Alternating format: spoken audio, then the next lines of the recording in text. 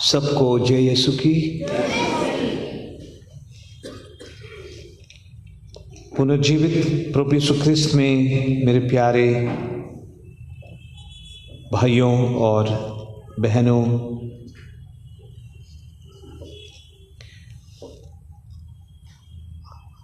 हमने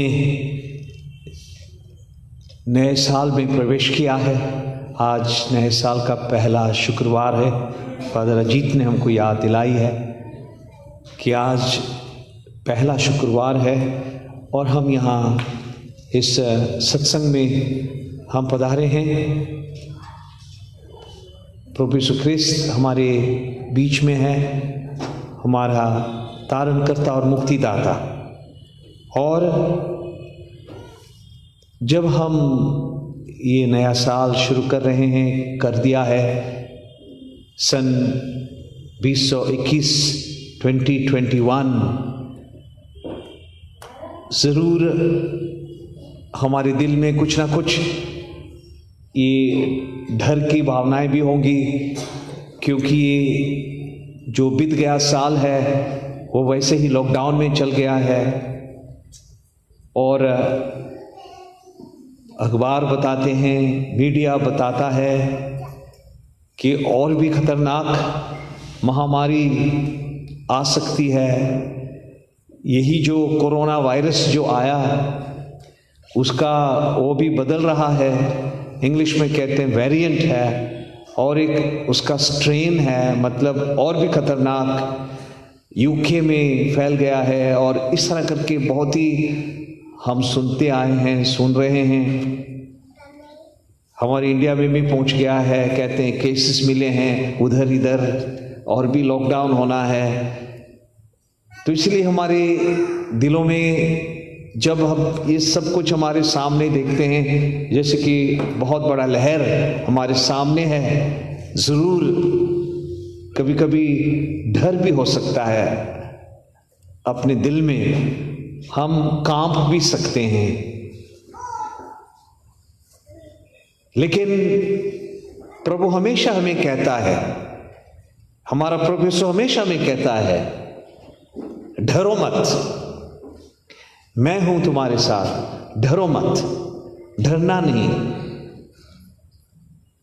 डर तो बहुत स्वाभाविक है, ये नहीं है कि हम नहीं डरते, जरूर डरते हैं। लेकिन ये हिम्मत रखना, प्रभु पर भरोसा रखना, ढारस रखना, यह हमारे विश्वास की विशेषता है कि मैंने मेरे प्रभु पर विश्वास छोड़ रखा है। वचन हमेशा कहता है, हर एक स्तोत्र में हमको मिलता है ये वचन, ये शब्द कि प्रभु मेरा गढ़ है, प्रभु मेरी चट्टान है। तो मैंने डरना क्यों मैं डरूं? जब प्रभु ही मेरी चट्टान है, प्रभु पर ही मैं बसा हुआ हूं, तो क्यों डरना है? मैंने प्रभु पर विश्वास रखा है। और संत पौलुस ने अपने शब्दों में कहा हमको कि मैं जानता हूं किस पर मैंने मेरा विश्वास रखा है, और मैं कभी भी डरूंगा नहीं, ना हिचकिचाऊंगा, ना हिलूंगा, ना पीछे हटूंगा, भ्रम में नहीं पड़ जाऊंगा मैं, क्योंकि मैं जानता हूं किस पर मैंने मेरा विश्वास रखा है। यह जो रिश्ता हमेशा प्रभु हमारे से चाहता है, जिसको कहते हैं पर्सनल रिलेशनशिप, व्यक्तिगत रूप से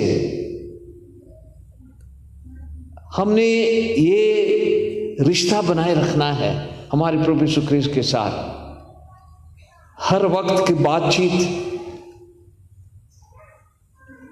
हर वक्त, ना केवल जब सिर्फ प्रार्थना में हम आते हैं, लेकिन मेरे जीवन का हर पल, हर क्षण होना है एक प्रार्थना, एक रिश्ता, प्रभु से मुलाकात, प्रभु से वार्तालाप, प्रभु से बातचीत। और जब इस तरह करके हमारी जीवन होता है, तो हर एक जो हमारे जीवन का पल है वो बन जाएगा पवित्र। और कभी भी हम गलतियां नहीं करेंगे। कभी भी वो जो शैतान जो जिस दिशा में हमको ले जाना चाहता है, उस दिशा में हम नहीं जाएंगे। हमको बल मिलेगा, हमको शक्ति मिलेगी कि मैं ये जो प्रलोभन है उस पर मैं जीत पाऊं, मैं विजय हो जाऊं और प्रभु के दिखाए हुए मार्ग पर मैं चलता रहूं। जब मैं हर पल मेरे जीवन का एक प्रार्थना बना लेता हूं, प्रभु के साथ अपने आप को जोड़ के प्रभु के साथ संयुक्त रहकर, तो यह है जो हमने मांगना है, कृपा। जब हम ये साल शुरू कर रहे हैं कि ये आने वाला पूरा साल, ये 12 महीने, ये अभी जैसे कि एक फूल खिलता है, हमारे बगीचे में फूल खिलते हैं, जैसे कि हर वक्त ये और भी ज़्यादा खिलता रहता है, और भी ज़्यादा खिलता रहता है। और जैसे कि हम किताब हम खोलते हैं और आगे चलते हैं, हर एक इस किताब के पेज को, हर एक पूरे बाइबल के पेज को हम खोल के आगे चलते हैं, उसी तरह है जो साल जो हमारे सामने है, हर वक्त और भी खिल जाएगा, और भी ये खुल जाएगा, हम आगे चलेंगे। लेकिन हमारी प्रार्थना होनी है, शुरुआत में ही, आरंभ से ये प्रार्थना होनी है कि हे प्रभु, ये मेरा साल जो है जिसमें पूरे संसार ने प्रवेश किया है, हमने प्रवेश किया है, व्यक्तिगत रूप से मैं इसमें भी आया हूँ, ये प्रभु हो जाए एक साल जो तुझे सुगराए हो, पसंद हो, और मैं कभी भी तेरे प्यार से ना भटक जाऊं, तेरे मोहब्बत से, क्योंकि प्रभु ईश्वर प्रेम है, जैसे संत यूहन्ना ने हमको कहा है। और प्रभु यीशु ख्रिस्त ईश्वर का प्रेम है हमारे बीच में, जो देह बना हमारे बीच में आया, और प्रभु से हमने अनुग्रह पर अनुग्रह प्राप्त किया है। प्रभु ही अनंत अनुग्रह है, और यह है जो हमेशा मेरे दिल में होना है, ये धुन। तो इसके लिए हमने प्रार्थना करनी है और याद रखनी है प्रभु के शब्दों की। प्रभु ने हमेशा कहा है, डरो नहीं। जब ये संत मार्कुस के ये पवित्र सुसमाचार में हमको 2 बार मिलता है कि कैसे प्रभु ने आंधी को शांत किया। पहली बार अध्याय 4 में हमको मिलता है कि वो नाव में थे। बहुत बार हमने इस पर मनन चिंतन किया है, तो लेकिन फिर से करना ये कोई बुरी बात नहीं है। तो वो नाव में सफर कर रहे थे, उस समय एकाएक झंझावाट उठा, लहरें इतने जोर से नाव से टकरा रही थी कि वह पानी से भरी जा रही थी। ईसा दुम्बाल में तकिया लगाए सो रहे थे। शिष्यों ने उन्हें जगाकर कहा, गुरुवर, हम डूब रहे हैं, क्या आपको इसकी कोई चिंता नहीं?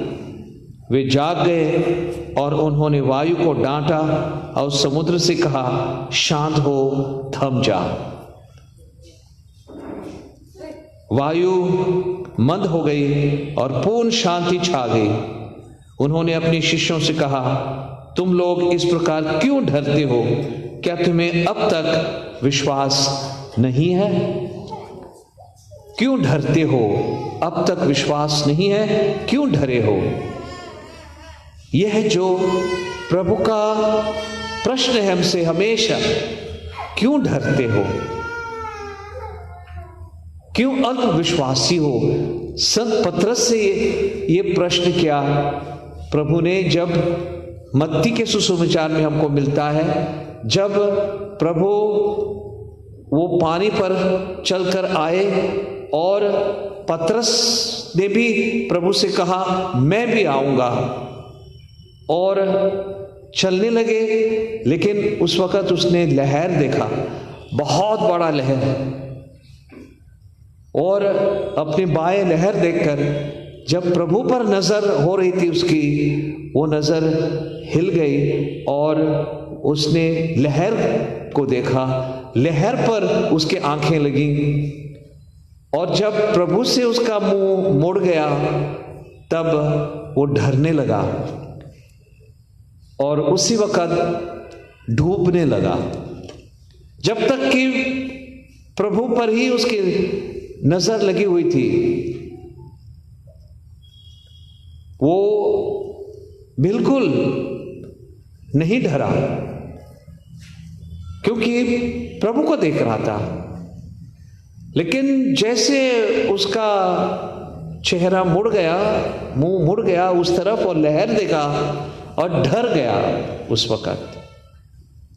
लेकिन प्रभु ने उसी वक़्त पतरस को हाथों से ऊपर उठाया और कहा, ये अल्प विश्वासी, तुम क्यों डरे हो? क्यों डरे?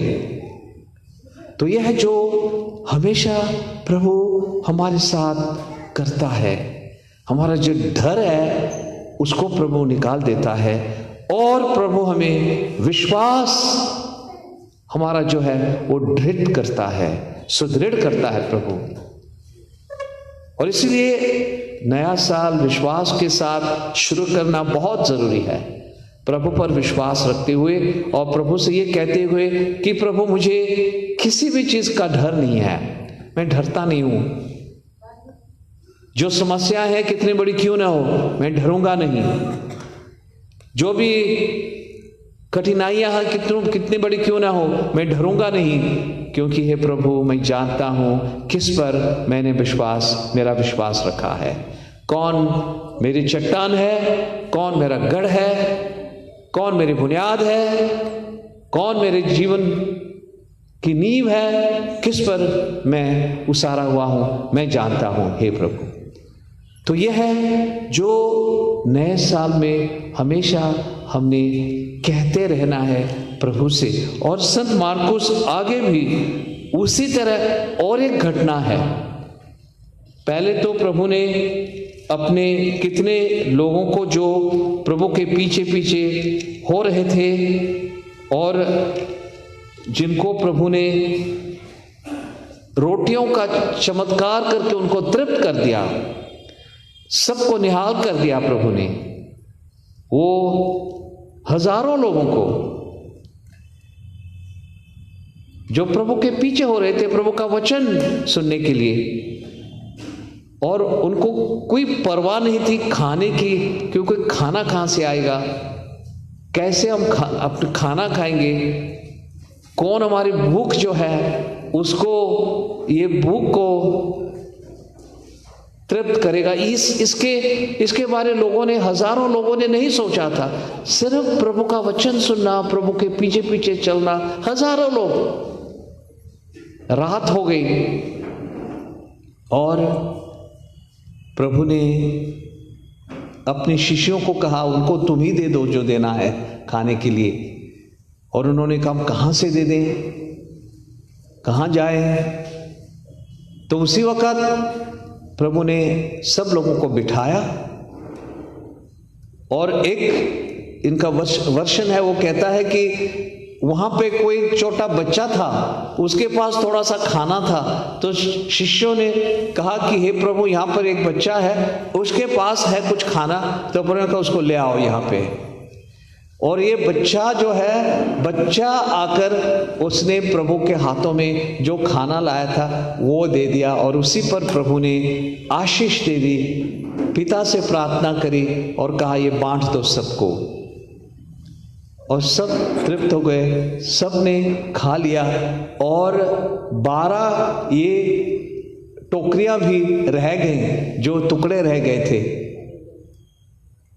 सबसे पहले ये है जो हमको ये सिखाता है ये चमत्कार, कि ईश्वर पर भरोसा रखना।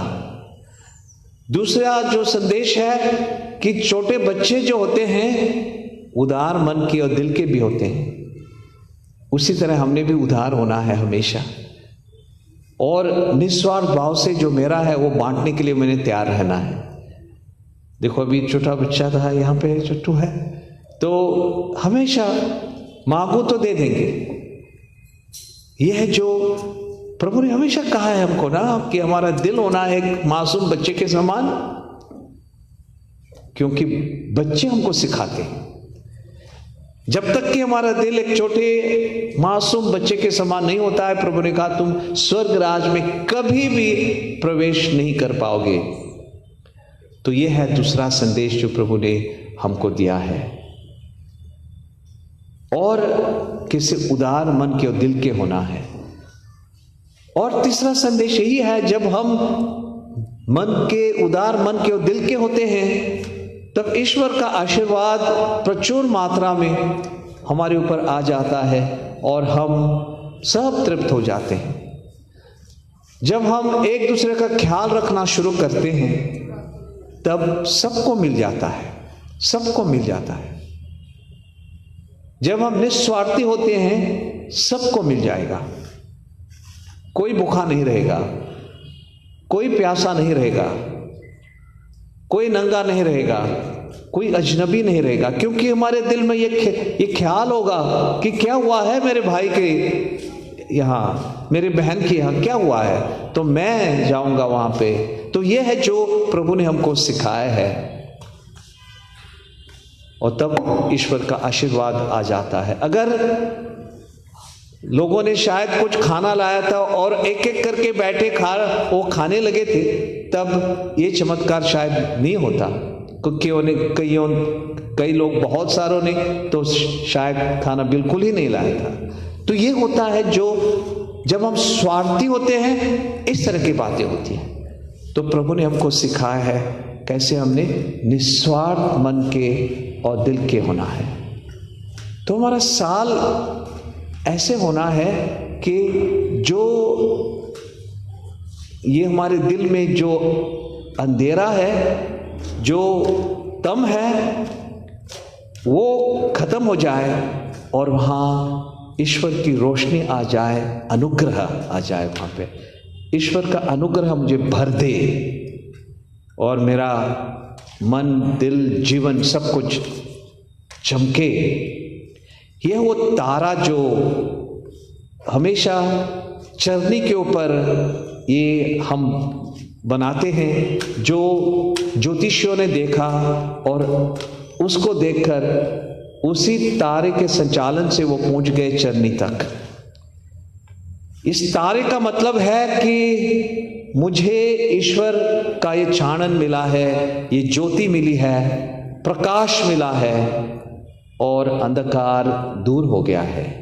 मेरा जीवन नया बन गया है। जो फादर अजीत हमको बता रहे थे, पूरी की तरह मेरा जीवन नया होना, पुराने बातें खत्म कर देना, पुरानी जो मेरी आदतें थे वो उसको खत्म करना, नए जीवन में प्रवेश करना, जो प्रभु ने मुझे सिखाया है।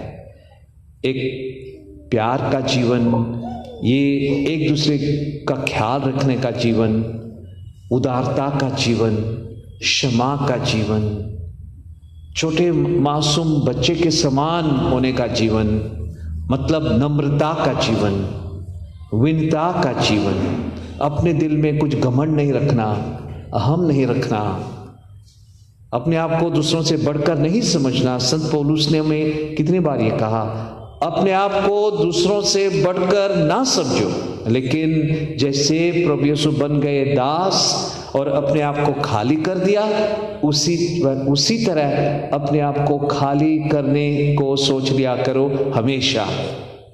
तब तुम ये जरूर फलोगे, बहुत फल उत्पन्न करोगे, पवित्र आत्मा के फल उत्पन्न करोगे। ये प्रभु ने हमको सिखाया है और नया साल इसी से शुरू होना है। जब इसके लिए हम प्रार्थना करते हैं तो डर कहाँ है? डर तो चला जाता है, क्योंकि मैंने पूरा विश्वास प्रभु पर रखा है, प्रभु का अनुग्रह ग्रहण किया है, मेरा जीवन नया हो गया है, मुझे किसी चीज का डर बिल्कुल नहीं। ये प्रभु ने हमको सिखाया है और इन्हीं शब्दों पर हम हमेशा ये अपना विश्वास रखें, याद करें। संत पौलुस ने हमको ये भी कहा कि हम कमज़ोर हैं ज़रूर, यह अमूल्य निधि हमें है, मिट्टी के पात्रों में रखी रहती है। ये अमूल्य निधि हमें मिट्टी के पात्रों में रखी जाती है, मतलब हमारा विश्वास है, सब कुछ जो पवित्र आत्मा ने हमको दिया है, पवित्र आत्मा के वरदान,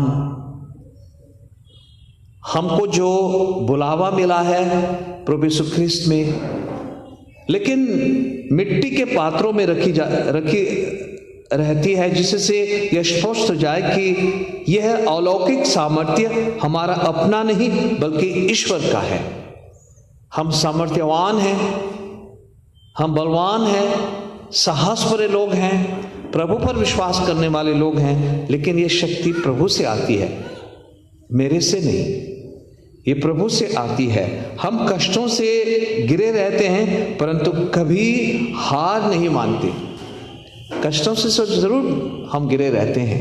कोई भी नहीं कह सकता है कि मेरे जीवन में कष्ट नहीं है, कोई भी नहीं कह सकता है कि मेरे जीवन में बाधा नहीं है, कोई नहीं कह सकता है कि मेरे जीवन में कठिनाई नहीं है, चुनौती नहीं है, लेकिन हम हार नहीं मानते हैं। हम परेशान होते हैं परंतु कभी निराश नहीं होते, कभी भी। हम पर अत्याचार किया जाता है परंतु हम अपने को परित्यक्त नहीं पाते। हमको पछाड़ दिया जाता है परंतु हम नष्ट नहीं होते। हम हर समय अपने शरीर में ईसा के दुख भोग तथा मृत्यु का अनुभव करते हैं, जिससे ईसा का जीवन भी हमारे शरीर में प्रत्यक्ष हो जाए। तो यह है मेरे प्यारे भाई और बहनों, जो वचन हमेशा हमको कहेगा। और संत पौलुस ने आगे तिमोथी के नाम अपने दूसरे पत्र में हमको कहा, यह कथन सुनिश्चित है, यदि हम उनके साथ मर गए तो हम उनके साथ जीवन भी प्राप्त करेंगे। यदि हम दृढ़ रहे तो उनके साथ राज करेंगे। यदि हम उन्हें अस्वीकार करते हैं तो वह भी हमें अस्वीकार करेंगे। लेकिन तुरंत संत पौलुस ने कहा, अस्वीकार जरूर नहीं करेंगे। हम अस्वीकार करें, हम ये बेईमानी करें, विश्वास छोड़ दें, लेकिन प्रभु कभी नहीं छोड़ेगा। यदि हम मुकर जाते हैं तो भी वह सत्य प्रतिज्ञा बने रहेंगे, वो सत्य प्रतिज्ञा बने रहेंगे। ये है वचन जो हमें कहता है, क्योंकि वह अपने स्वभाव के विरुद्ध नहीं जा सकते। उनका स्वभाव है ईश्वर का, हमारे प्रभु का, हमेशा प्रेम करना, हमेशा हम पर दया रखना। प्रभु हमारे बीच में आए, हमारे जैसे बने, प्रभु देह बना। प्रभु हमको कभी नहीं लवारिक छोड़ेगा, कभी नहीं हमको अकेला प्रभु हमको छोड़ेगा। हालांकि हम प्रभु से दूर चले जाए, हमारे पीछे आएगा और प्यार से हमको वापस ले आएगा। तो यह है जो प्रभु का स्वभाव है और इस पर हमने विश्वास किया है।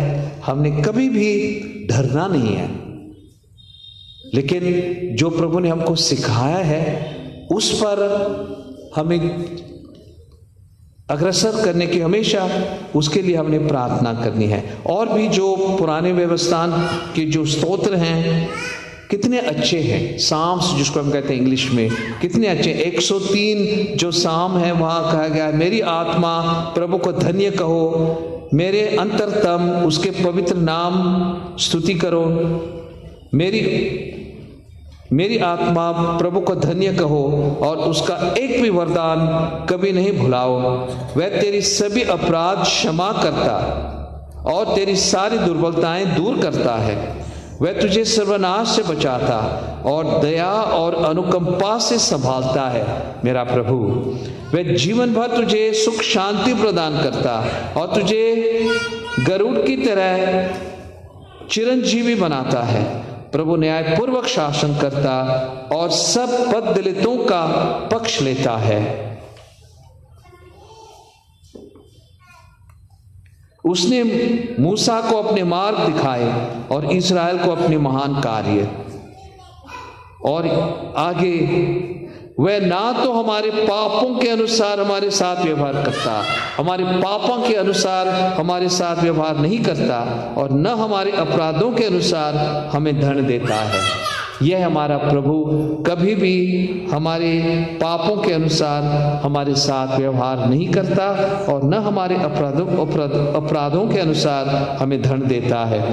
आकाश पृथ्वी के ऊपर जितना ऊंचा है उतना महान है अपने भक्तों के प्रति प्रभु का प्रेम। यह जो हमेशा वचन हमारे लिए प्रकट करता है और करता रहेगा। पूर्व पश्चिम से जितना दूर है किसने नापा है? किसने भी नहीं नापा है, कोई भी नहीं नाप सकता है। कितना दूर है पूर्व पश्चिम से, कितना दूर है आकाश और इस धरती से, उतना प्रभु हमारे पापों को हमसे उतना ही दूर कर देता है। इतना दयालु है, अनुकंपा से भरा हुआ है, हमारे सारे पाप दूर कर देता है। पिता जिस तरह अपने पुत्रों पर दया करता है, प्रभु उसी तरह अपने भक्तों पर दया करता है। और इससे भी अतिरिक्त, इससे भी ज्यादा अनगिनत रूप से हमारा प्रभु हमसे प्यार करता है और हमारे पापों को क्षमा कर देता है, क्योंकि वह जानता है कि हम किस चीज से बने हैं। जानता है हमारा प्रभु हम किस चीज से बने हैं। उसे याद रहता है कि हम किससे बने हैं, हम मिट्टी से बने हैं। यह है जो हमेशा इसीलिए हम पर दया करता है। जानता है कि हम कमजोर हैं, पापी हैं, मिट्टी से बने हुए हैं। कई बार उसको भूल जाते हैं, अपने ही दुर्वासनाओं के अनुसार हम अपना जीवन जीते हैं, अपने ही पापी प्रवृत्तियों के अनुसार हम जीवन जीते हैं, उसके खिलाफ हम कार्य करते हैं, अपने ही मन से हम अपना जीवन चलाना चाहते हैं, अपने ही नियोजना के अनुसार। सब कुछ प्रभु को पता है, इसलिए हमको प्यार से लपेटता है और हमारे ऊपर क्षमा करता है, दया करता है। यह है जो हमारे प्रभु की विशेषता है, उनका स्वभाव है। मनुष्य के दिन घास की तरह है, आज है और कल इस संसार को छोड़ के जाना है। वह खेत के फूल की तरह खिलता है, हवा का झोंका लगते ही वह चला जाता है और फिर कभी नहीं दिखाई देता है। किंतु प्रभु भक्तों के लिए उसकी कृपा और उसके पुत्र पौत्रों के लिए उसकी न्यायप्रियता सदा सर्वदा बनी रहती है। तो यह जो प्रभु ने कहा, उनके लिए जो उसके विधान पर चलते हैं, जो उसकी आज्ञाएं याद कर उनका पालन करते हैं। तो आज हम प्रार्थना करें कि हम कभी ना डर जाए, लेकिन प्रभु के वचन पर हमारा जीवन बसा रहे। हम प्रार्थना करें कि जो प्रभु यीशु ने हमको सिखाया है उस मार्ग पर हम चलते रहें, उस पर अटल रहकर और भी ईश्वर की कृपा में हम और भी आगे गहरे रूप से हम चले, रौंद हो जाए और जरूर प्रभु की दया, अनुकंपा, प्रेम हमेशा हमारे साथ रहेगा। ये बन जाएगा माहौल जिसमें हम चलते हैं, पर्यावरण जिससे हम ये हमारा जीवन बिताते हैं। प्रभु का प्रेम, प्रभु की दया, प्रभु का अनुकंपा हो जाएगा। जैसे ये हवा है, ऑक्सीजन है, जो हम जिसे बिना हम जी नहीं सकते हैं, जिसको हम लेते हैं, सांस हमारे जीवन की। तो इसके लिए हमने प्रार्थना करती है। आज हम यही हमारे दिल में रखें और कहें कि हे प्रभु, तुझ पर ही हमने पूरा विश्वास छोड़ रखा है, हम कहाँ जाएं? आपके पास हैं अनंत जीवन के शब्द। तो यही अनंत जीवन हमारे जीवन का ये खजाना बन जाए, दौलत बन जाए, हमारी ये समृद्धि बन जाए, सब कुछ जो मेरे जीवन को मैं चाहता हूँ बन जाए। अनंत जीवन, स्वर्गराज, ना कि सिर्फ भौतिक चीज़ें, मुझे ये नहीं मिला है, वो सब कुछ प्रभु ने कहा तुम्हें मिल जाएगा, सब कुछ मिल जाएगा, लेकिन सबसे पहले ईश्वर के राज्य को ढूंढ लिया करो। तो ये हो जाए हमारी प्रार्थना, हे प्रभु मैं सबसे पहले ईश्वर के राज्य को ढूंढ लिया करूं, और मैं जानता हूं कि बाकी सारी चीज़ें जिसकी मुझे लोड़ है, ज़रूरत है, वो मुझे मिल जाएंगे। प्रभु का आशीर्वाद हो और प्रचुर मात्रा में हम सबको ये नए साल की शुरुआत में ईश्वर का अनुग्रह मिल जाए। बहुत बहुत धन्यवाद।